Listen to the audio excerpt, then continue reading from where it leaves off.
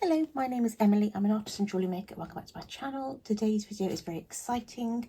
I've probably not bought art supplies for about a year. I did receive some for Christmas and my birthday, which is like December, January last year. December 2024, January 2025. So I thought, as I was very lucky enough to win second place with an art exhibition, and I put that money aside for a bit until I thought what I wanted to do with it. But I thought it would be nice to use on some nice art supplies, but I thought it's always when you use that money and then all of a sudden something breaks, like your iPad or your printer, and I thought, so I don't jinx it, I'll wait a bit. And thankfully the technology so far is remaining alive. I don't want to have jinxed this further, so let's just pretend I didn't say that and instead open this lovely box of new art supplies.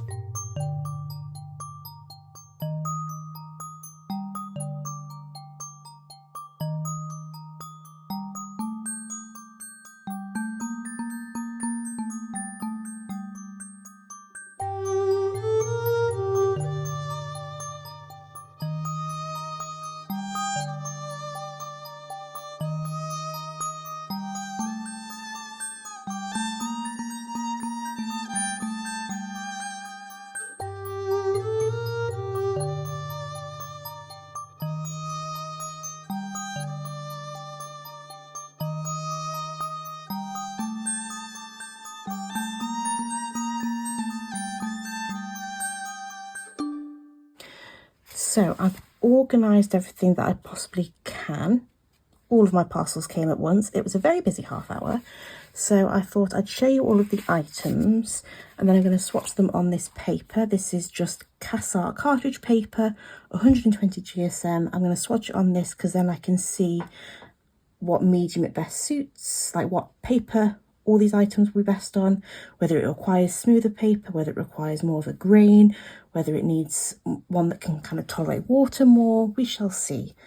But I think this is a good kind of base to see where I'm at with the art supplies. And a lot of these art supplies I'm relatively familiar with and they work quite well with this paper. So let's show you everything and then I will swatch everything. Although I can't swatch this, but I thought I'd show you. Oh my goodness. Unfortunately, I had a devastating occurrence of my pencil sharpener breaking into like 3 pieces. It was originally an orange one, and this is all still relatively intact, but I now don't have like the bit where my sharpenings can go conveniently, and it was very much a surprise. I was just sharpening a Derwent drawing pencil and all of a sudden something broke. I thought initially it was my pencil and was about to, you know, arrange a casket and a celebrant, and I have now replaced this sharpener. The other one is gone but not forgotten. This one is still very much one that I enjoy. It fits the majority of pencils. It gets them nice and sharp. Also, this ejects any leads that are stuck. I have rubbish dexterity and can never get the leads out, so the fact that this ejects said leads is fantastic. It was one of those reasons why I liked it, and all my pencils were lovely and sharp. The leads didn't break. So shall we start with paints? I got some acrylic paints. I'm looking for my most perfect swampy yellow acrylic paint, something that I can kind of have in the background of things to give like a golden hue, anything more antique-y in a still life display, for example, or if I just wanted a nod of luminosity. So that's what I went for. I know I like the Galleria line and I know I like the Amsterdam line, so I thought I'd pick up one of these. I didn't know whether to go for the more gold or the yellow ochre. I think based on initial impressions that this gold ochre has a bit more warmth to it, so I think this will be the preferred. But this, I like the Galleria line. I like mixing all of my browns and I think this will be great as a mixer anyway, but as a kind of convenience colour, I think I'll really like this one. Then speaking of luminosity, I wanted another swampy green because I have my Vallejo olive green. My Vallejo is looking a little bit worse for wear and I wanted this to be a replacement, but now looking at it, it is looking a bit luminous. I mean, I can definitely work with it as like a base, but I think it needs more swampiness. I mean, these two together could give that, perhaps, or even something a bit deeper. It is a colour I don't have in my collection, so it will be useful to have regardless, but it isn't quite my replacement for this when this eventually runs out. It is the last I have of this colour, and as you can see, we have made quite a mess, and I am in the midst of almost finishing my still life piece. I'll pop a picture of how it looks so far. I'm loving doing it, and I'll be rather sad when it's over, but I've got some other canvas ideas that I'll be doing afterwards, so not all is lost. And then finally, for the paints, the acrylic paints that I bought the Vallejo Mars Red. I was going to get the red ochre in the Galleria line, but it was out of stock. So I was looking at an alternative. They didn't really do one that I was after in the Amsterdam line. I do like that Jackson's do these little ones. So if, for example, the colours aren't quite what I'm after, I can use them up. They're not going to go to waste. They're not going to just sit in my box of paints and think that I don't love them. They will still get love. They'll still get used. But I know I like the Vallejo line. It has quite a nice richness to it. And I also quite like they swatched the paint on there. That's lovely. And I haven't actually got like an earthy red. I've got my alizarin crimson, and I think I've got like a magenta. And then I've got quite bright reds like the Naphthol red, but I don't have anything a little bit more burnt, rusty. So this will be very much a staple in my next idea that I have for a painting. So here's my acrylic paints. We'll swatch those in a bit. I think I'll swatch the paints first, then go through the pens, then go through the pencils. So I did get a couple of watercolours as well. I have not tried Holbein Watercolours, but I thought I would get some colours that I don't have in my collection, or that I can't easily find in a more less of a handmade variety, if that makes sense. They're a little bit less sort of textured. I wanted something that was still quite smooth, maybe even a little bit more gouache, and I know Holbein gouaches I adore. So I thought I'd have a go at finding some colours that are missing within my palettes, and they're normally brights or pastels because I have a lot of earthier tones, but then if I need that little pop or something to mix within those sort of granulating watercolours to add an extra little something, so, or like a background in a sketchbook, or even in my journal, I quite like using watercolours for backgrounds for like poems and things, and these looked lovely, so I picked up the Shell Pink, Horizon Blue, and is it Verditer Blue? So we'll give those a go. Very excited. Now this is a very beautiful box of deliciousness.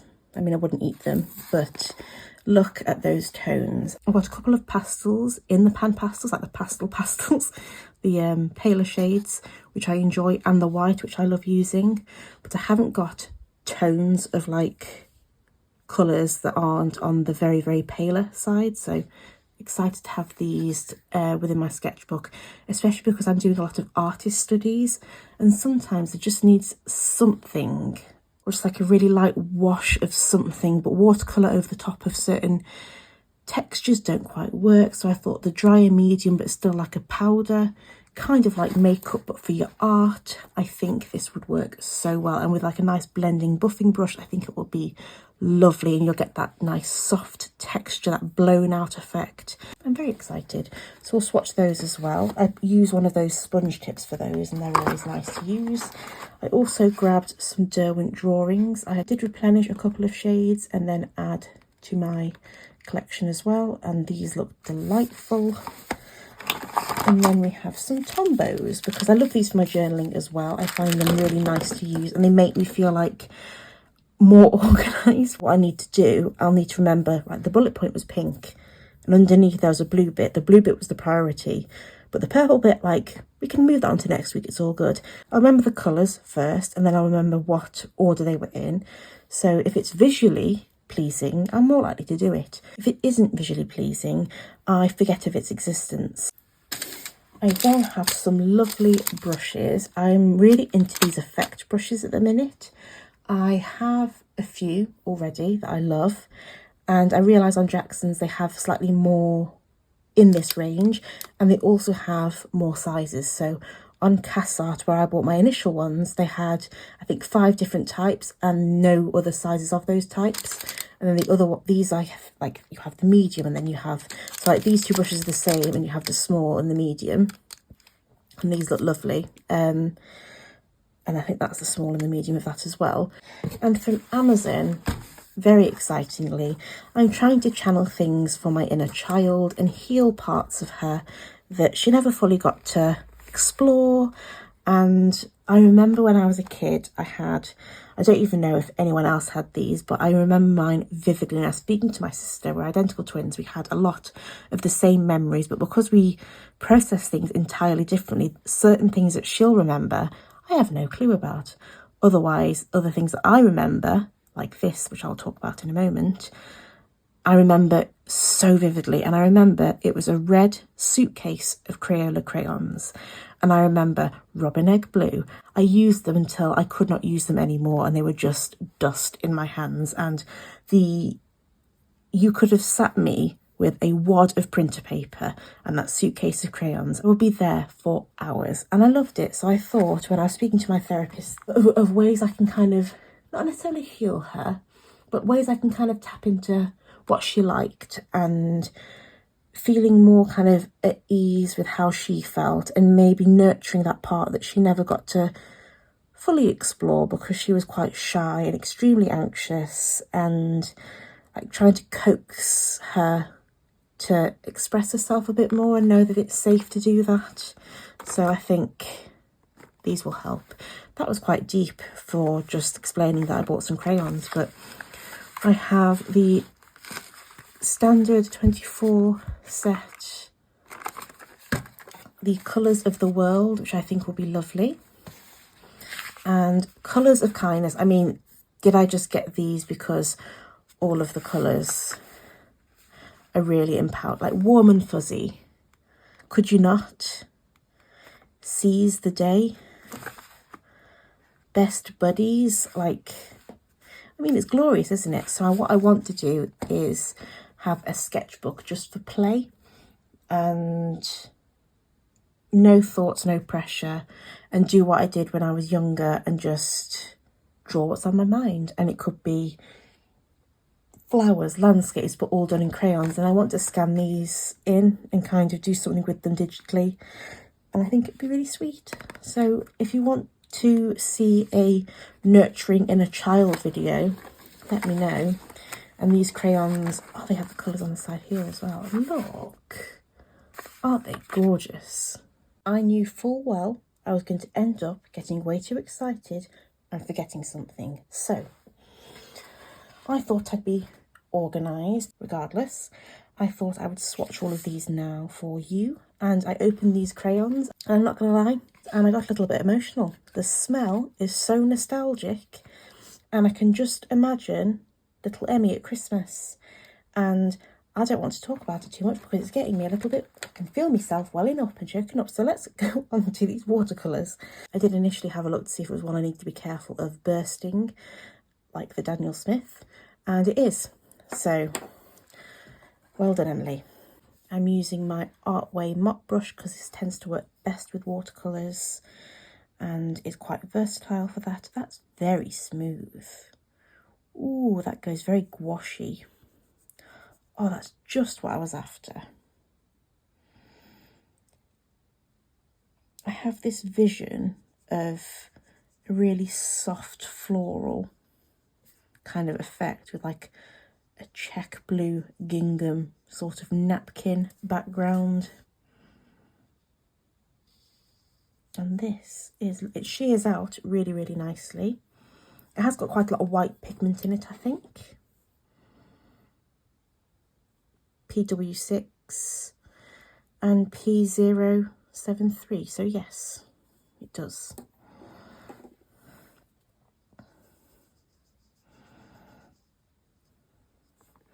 But that's lovely, very happy with that. And you can see how smooth that is. We then have Verditer Blue. Well, Horizon Blue is written there, but let's just dab that on there. Oh, it's got a bit of separation from the binder, but that's okay. Nothing we can't rectify with a little mix. And that's, oh my goodness, that is quite a lot that's just exploded out of there. I always feel like that could be a waste, but I can always reactivate that and use it in my sketchbook when this video is over. But that is quite a lot, so I might just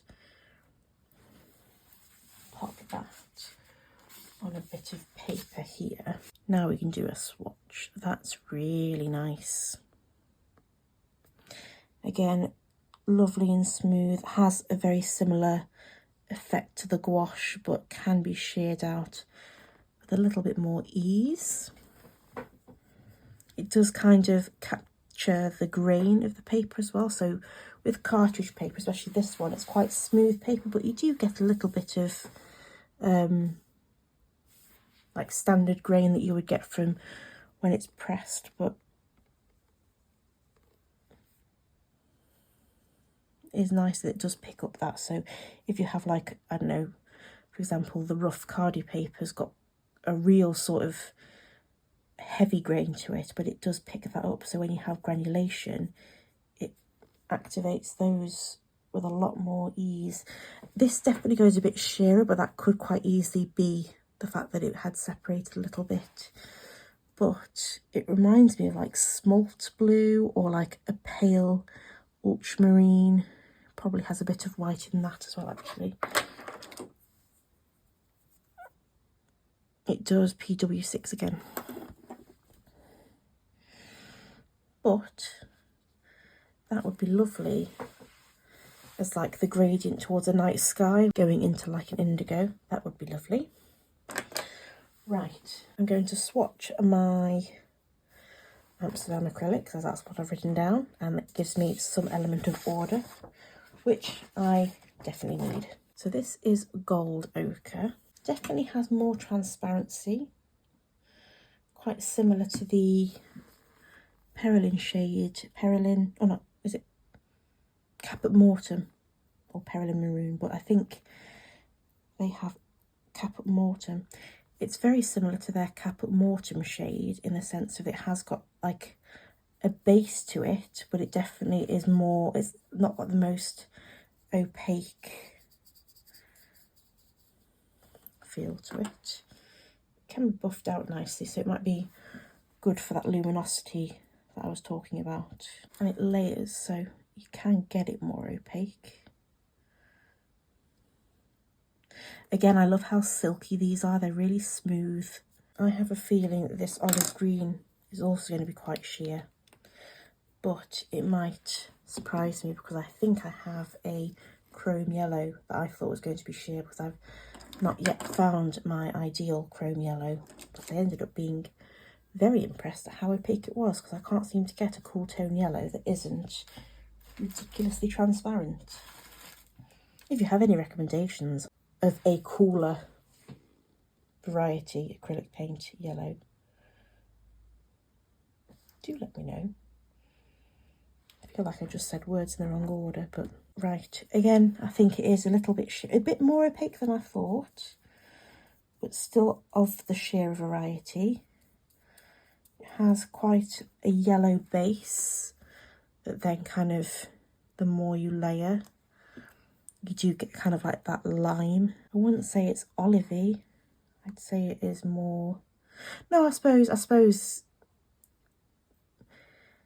on the spectrum of greens, it's definitely more olive than in, say, phthalo, but it's nice.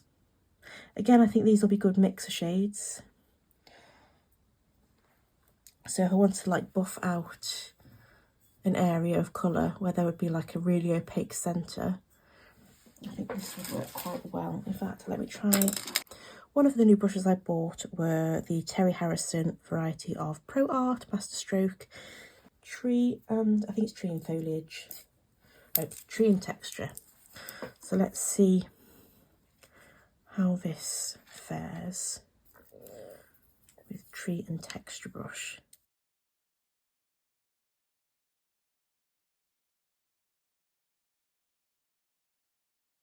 I would say that's definitely a tree texture. I can imagine that being a very beautiful oak tree, or even a silver birch. I can then stipple. Yes, that does work better in that. I think this is going to be more for paper than canvas. You need something that has that absorbency, I think, but it's lovely. I think if it's not a porous surface, you might struggle to get that impactful pigment, or you have to layer it on thickly and it'll take a while to dry. But still very nice additions. Again, I'm quite glad I got the smaller versions, because if I had bought the 120mm versions for them to be sheer, I think I'd get a little bit more regret, because I think that I'd have to use a lot more for the impact that I would want. So let's try the Galleria Winsor & Newton. I hope this one is more opaque, but are we interested to see how this compares to the gold ochre? I think it's more earthy. It has like a more brown undertone, whereas this one definitely has a vibrancy to it. A bit more gel consistency, whereas I feel like, I don't know, just a different viscosity. It's lovely though. It is one colour that I have not got in my collection, which I find quite surprising as someone who loves murky foliage colours. And now we have Mars Red. Oh, that's so rich. This is making me very excited. Look at that. Yeah. Oh my goodness. This is exactly what I was after. The Vallejo textures, they have a lovely shine to them when they are dry. So they have like a waxiness to them. They're a lot thicker in viscosity as well. They're a lot thicker. And I love the sort of, when you like drag your brush, I love the texture you get from it. I love the Vallejo colours. I would have gotten the Vallejo Gold Ochre, but they only had 200ml.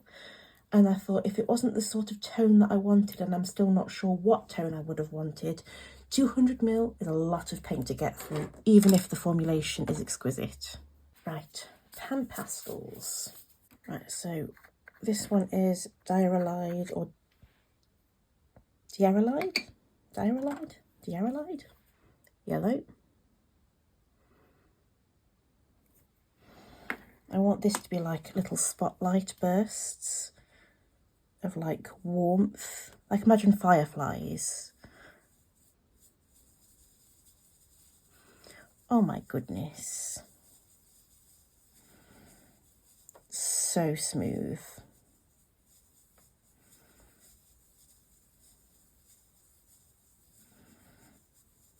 Oh, that's perfect. No, like imagine, let me see if I can have a go.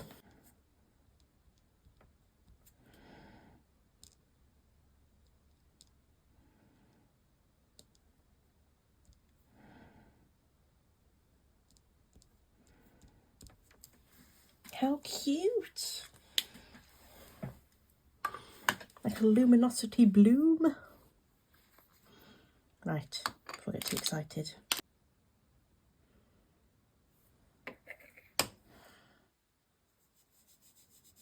Now I want this to be good for like the patchwork fields that you see. We don't live too far from the Peak District National Park, so I want this to be kind of like the background of like fields.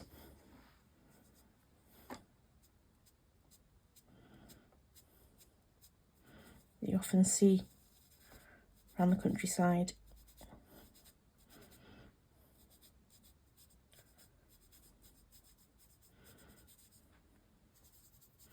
Then because they're so soft, you then blend them out in the background. And let's try the final PanPastel shade, which is Raw Umber shade. This is bright yellow green shade that I just swatched as well. Just thought I'd mention, because I don't know if I have mentioned it because I get too excited. And this is like a cool toned ashy brown, which I think will be great to blend any black or darker shades. So to get like softness, say, I don't know, around the eyes in a portrait, if someone wanted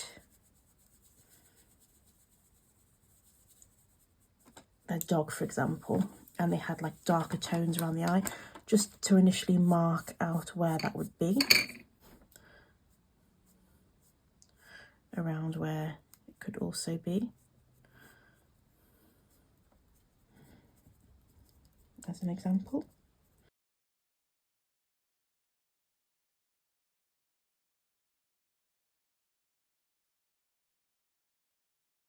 Great way of marking out where you want your texture to be first.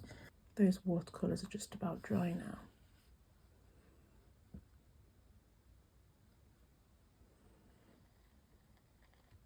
Right, onto the Tombow markers.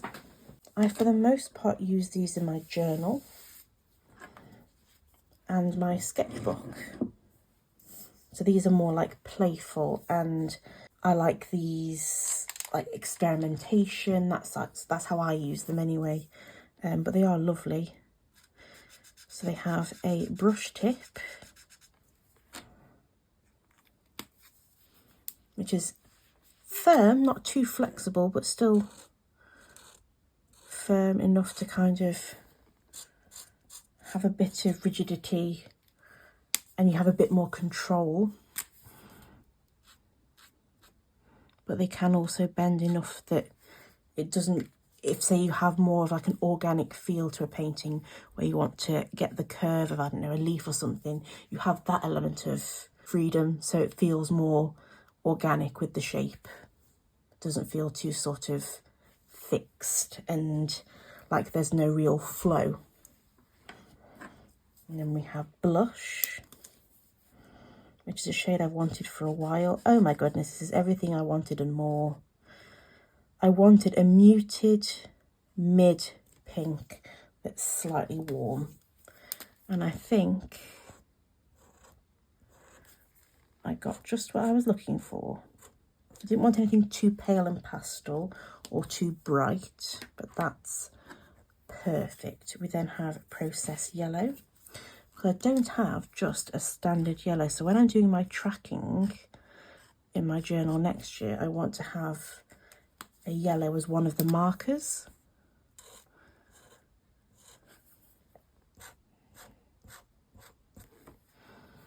And that's top notch, just what I was after. We then have Light Ochre. These do all have numbers. These do all have numbers here. The names correspond with the numbers, so I can add the numbers when I'm writing the description box, just in case you are purchasing from a website that only has the numbers or only has the names. If you have both of them, you should be able to get the correlating description. Light Ochre, that's lovely. We then have, oh goodness, we then have Yellow Gold, which again very much like those yellow ochre shades that I swatched earlier, but lovely, rich, very much reminds you of like the Klimt paintings. Gustav Klimt is definitely one I think of when I see that colour. I haven't got a lot of these richer tones, but I think again for my tracking in my journal that'll be perfect. Although it is very pigmented, quite juicy as well, so it doesn't feel dry or like it's going to drag. We then have Hot Pink, which again similar to the other brighter shades for tracking, so I can visualize things more. I tend to use my more neutral shades for sketchbooking and things because these they aren't known to bleed unless I find, well, they bleed more when you add water to them, and they are water based, so you can turn them into watercolour-esque, like a watercolour-y feel. But when I do that in my sketchbooks, they do tend to bleed through just a little bit more. In journals, so long as I don't mix water, they work quite well.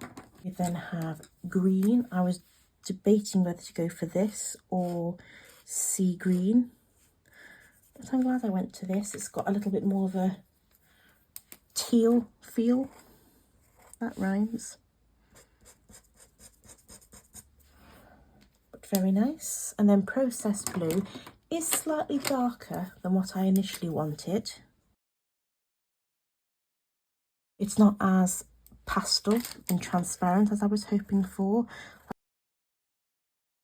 Now for the Derwent drawing pencils. I love these pencils so much. In fact, my sister lives in the part of England where these pencils are made, and I always say to her, if she goes, guess what I'm doing this weekend, I always say Derwent Pencil Museum, because I want to go to the Derwent Pencil Museum so much, and I think everyone else in my family will find it exceptionally boring, but I am genuinely fascinated in the creation of art supplies, whereas I think I am within the minority. People on the YouTube space that are as in love with art supplies and creating art and using art are definitely more interested in these places.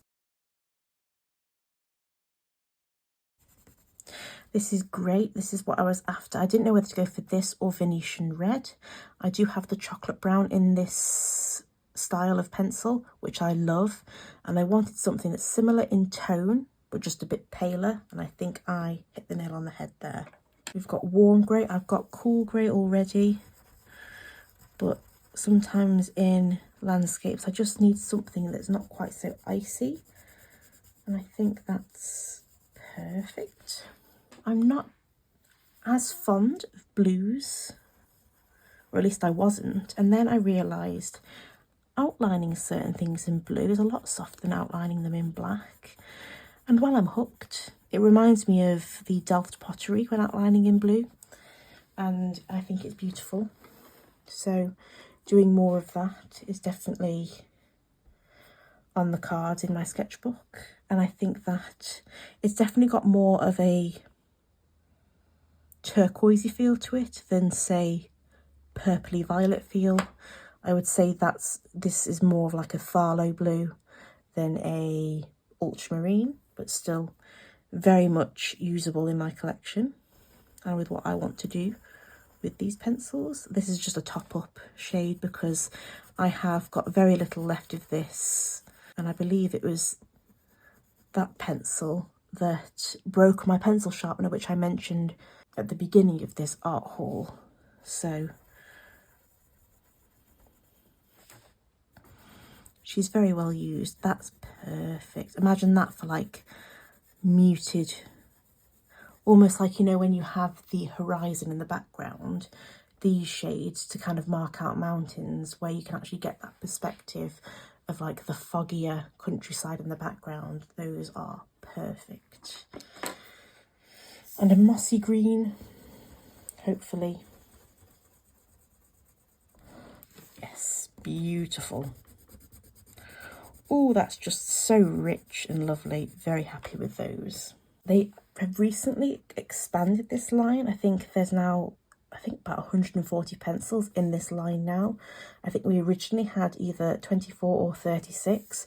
I was quite surprised to see a lot of the brighter tones also coming in this, but I think, again, I just love a neutral pencil, and I mean, I wouldn't be against trying the brighter shades, and watch me, I'm now going to end up going, this lavender shade is perfect, because I love all of the pastel purples. I now have crayons that I thought I would just swatch a couple of in tone.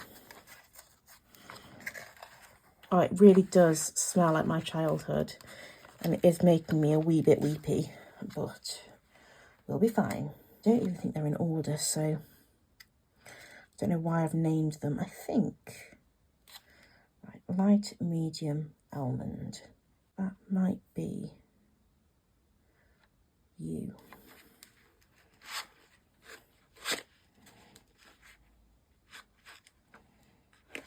If I can get to you. The one that doesn't want to come out. We'll see. I think. Nope, that's light almond, but we're not far off. So I've got an idea. There we go, light almond.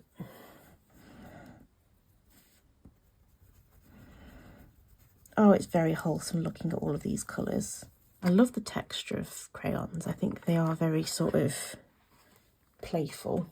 And then we have Deep Rose, which I presume are you. Light Medium Rose. So what's Deep Rose? Is that Deep Rose? Medium Deep Rose.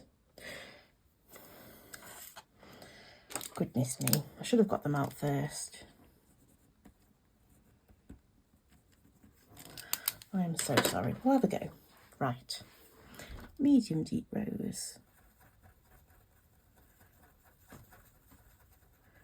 Oh, imagine little blush cheeks. That'd be so cute. An extra deep golden. Is that you? Yes. Oh, got it right.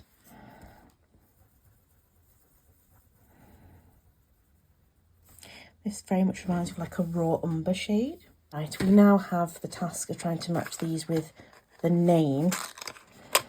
Oh, that, just look at those. Aren't they glorious? It's like being a child all over again. Right, Always Brave is like a periwinkle blue. No, that's cadet blue. Oh, it is Always Brave, yes. Oh God, I remember cadet blue. I used that so much. Had that in my suitcase of crayons, cadet blue. Yes, oh my God, I remember this. I vaguely remember doing a night, and this was the colour I did that armour. Oh, I feel a bit weepy. Right, Be Sweet to Each Other is a very baby pink. Oh, that's also a very cute rosy cheek shade. Imagine, lovely. Right, and then we have Life is Gouda, which is one of my favourite cheeses, so I'm rather thrilled. Yes, Life is Gouda. What shade are you? Macaroni and cheese. I mean, if my macaroni and cheese was this colour, I would be a bit concerned. Now we have Indigo, which I already got out. Should have done that before with the other shades, but let's pretend I did. And then Green Yellow. I think they're magical. I am very excited to use these in my crayon orientated sketchbook. If you'd like to see that, let me know. I think it would be lovely. Finally, in terms of non-swatchable goods, but they are still fun nonetheless, we have brushes. So I believe all of these are Terry Harrison brushes of the special effects in the Pro Art Masterstroke series, and I think this one is the Tree and Texture that I used with the green paint. So these are the Tree and Texture brushes, and these ones have a slightly angular lay of the bristles, so that's what gives the texture, and it can kind of, as you buff that colour, it gives a bit of irregularity to the pigment, which makes things look more organic and botanical. So that's the small and that's the medium. I already have the small soft blender. So this is like a tapered brush, really, really soft. So I like to buff out my colour in this, and because it has that taper, you can kind of get most of your impactful colour in the centre and then use the other bristles to really blend out. And you kind of can be really light-handed with it, and it makes things super buffed out and soft. Then have the round foliage, and I believe this one is medium and small. The same brush, but obviously in different shapes. So this one is slightly larger, and it's like a filbert, but because of that harder bristle, it means things look a bit more organic, botanical, that sort of feel. And you can buff those shades out and get right up into that sort of edge, because again, quite tapered, so you have longer bristles, and then around these sides a shorter bristle, so it does again work well with irregularity. You then have the Deerfoot Stippler. I have a much smaller version of this, I think it was Royal and Langnickel, and I do really enjoy it, but it is so dinky that I struggle to use it with my big canvases. So I thought this shape would be perfect, and again, very similar texture to the other one that I have. It's quite flat at the top in terms of there's no sort of other bristles that are slightly longer, slightly shorter. They're all very similar in length, but they just have that angle they're probably just shaped into that slant. And then I'm not as keen on fan brushes, but then I thought a smaller version, especially in this sort of texture, would be perfect for my mini canvases if I just want to lay a bit of, if I got like a blob of yellow and a blob of green, and just to kind of get the imitation of trees in the background, I thought have a go with a smaller brush so I don't feel too intimidated by the larger brushes. It's not got too many bristles, but then the bristles that are in there are quite coarse, so I think that'll work with that sort of natural feel. But that is everything. Thank you so much for watching this video. I really hope you enjoyed this video. If you like this video or like me, please do subscribe to my channel. I would love to have you here and join all of my arty endeavours. I think I'm going to go and play with some wax crayons and channel some joyful, playful art. Everything that I have mentioned will be popped in the description box below. There will be an affiliate link with that, so if you do purchase from that link, I will gain a small commission. If you aren't happy with that, that's fine. I have the art supply written down anyway, so then you can search them yourself in a way that suits you better. Also in the description box, I will pop my links from my Instagram to my Etsy, which now has US shipping. I thought I would mention we finally have a delivered duty paid shipping option, so anything that you have to pay on delivery is actually paid before we even deliver it, so everything's a lot smoother and easier. The transactions are a lot more transparent, everything's prepaid all before we even send it, so it should be a lot easier on that. And I'm so glad, because most of my purchases on my Etsy shop are from you wonderful Americans, and I was really upset that I couldn't provide that for you. And if you fancy some more behind the scenes stuff of my arty endeavours, my Instagram is below. I do a lot of that sort of stuff on my stories, and I do have a studio vlog of some endeavours that I've been doing as well, so subscribe to my channel and I will see you in the next one. Thank you so much for watching. I really hope you have a truly magical rest of your day. Please stay safe out there, and I'll see you in the next one. Bye!